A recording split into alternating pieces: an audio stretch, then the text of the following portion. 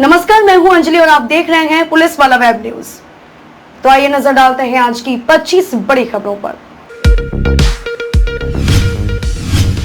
मंत्रिमंडल विस्तार के बाद नई कैबिनेट की बैठक में किसानों के हित में लिए गए बड़े फैसलों की जानकारी देते हुए केंद्रीय कृषि मंत्री नरेंद्र सिंह तोमर ने कहा कि मोदी सरकार ने बीते 7 वर्षों में लगातार किसानों के हित में कई फैसले लिए गए। दुनिया के 100 से अधिक देशों में पहुंचा डेल्टा वेरिएंट, 31 से अधिक में जानलेवा लैम्डा की दस्तक। अमेरिका समेत कई अन्य देशों में इसका प्रभाव लगातार तेजी से बढ़ रहा है। वहीं 30 से अधिक देशों में अब लैम्डा ने दस्तक दे दी है।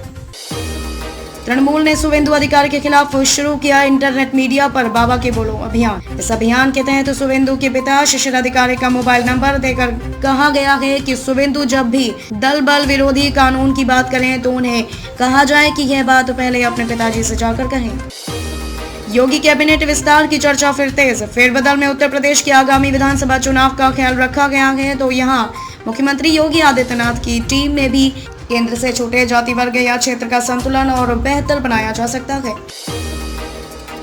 नक्सलियों को हथियार पहुंचाने वाले संदिग्धों की महाराष्ट्र छत्तीसगढ़ में तलाश।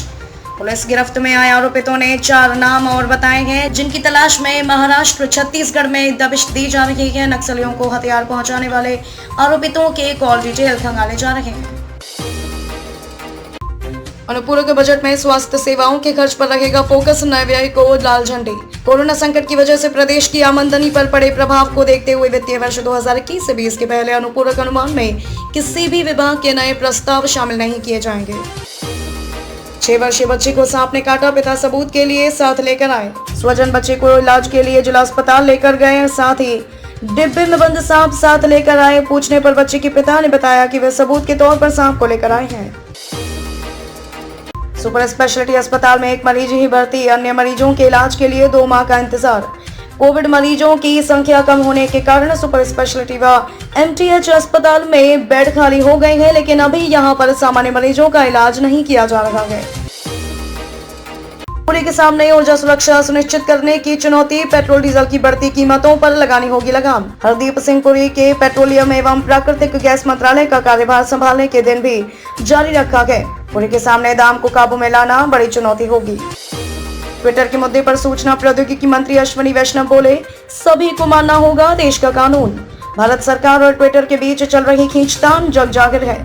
ऐसे में नए इलेक्ट्रॉनिक्स और सूचना प्रौद्योगिकी मंत्री अश्विनी वैष्णव ने ट्विटर के मुद्दे पर कहा कि सभी को देश के कानून का पालन करना चाहिए। कैबिनेट फेरबदल के एक दिन बाद प्रधानमंत्री नरेंद्र मोदी ने मंत्रियों के साथ काम करना शुरू किया। गुरुवार को प्रधानमंत्री नरेंद्र मोदी ने आज मंत्रियों के साथ काम शुरू किया। प्रधानमंत्री ने आज वीडियो कॉन्फ्रेंसिंग से केंद्रीय वित्त पोषित तकनीकी संस्थानों के निदेशकों के साथ बातचीत की। मोदी कैबिनेट में शामिल अनुराग ठाकुर व मनसुख मंडाविया समेत कई नए मंत्रियों ने संभाला कार्यभार। अनुराग ठाकुर, अश्विनी वैष्णव और मनसुख मंडाविया समेत कई मंत्रियों ने अपना कार्यभार संभाल लिया है। देश में कोरोना के 41,506 नए केस, 895 लोगों की हुई मौत, ठीक होने की दर 97% से ज्यादा। वैक्सीन की दी जा चुकी है 37 करोड़ से ज्यादा डोज।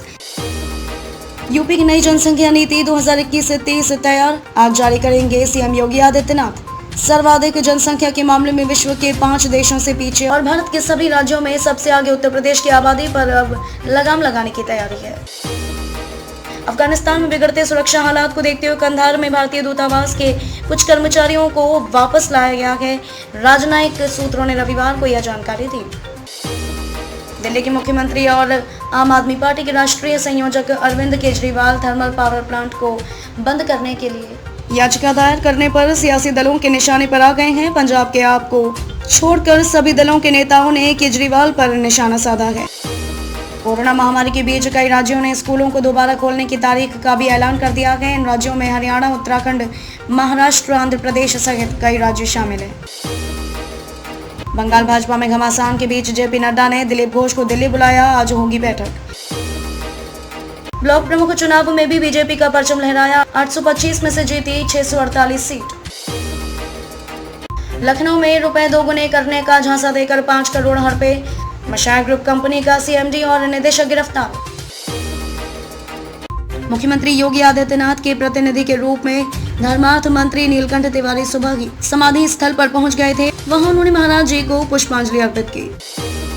वाराणसी में हाईवे पर ट्रक में भिड़ी बुलेरो, बच्चे का मुंडन कराने बिहार जा रहे 10 लोग घायल। ताजनगरी में पिछले 48 घंटे कोरोना से राहत के रहे। 2 दिन में कोई नया केस नहीं आया। यहां 4 दिन में केवल 1 केस मिला है। कोरोना से अब तक सरकारी आंकड़ों के अनुसार 455 मौतें हो चुकी। झमाझम बारिश शुरू हो गई है। अगले 2 दिनों तक उमस से मिलेगी राहत। भाजपाइयों को अपनी ही सरकार में करना पड़ा धरना प्रदर्शन। इलाहाबाद संसदीय क्षेत्र की सांसद डॉक्टर रीता बहुगुणा जोशी भी कार्यकर्ताओं के साथ विरोध में शामिल हुई, फिर भी कोई सुनवाई नहीं हुई। ये थी अब तक की 25 बड़ी खबरें। आप देख रहे थे पुलिस वाला वेब न्यूज। ऐसी खबरों को देखने के लिए बने रहिए हमारे साथ। तब तक के लिए नमस्कार।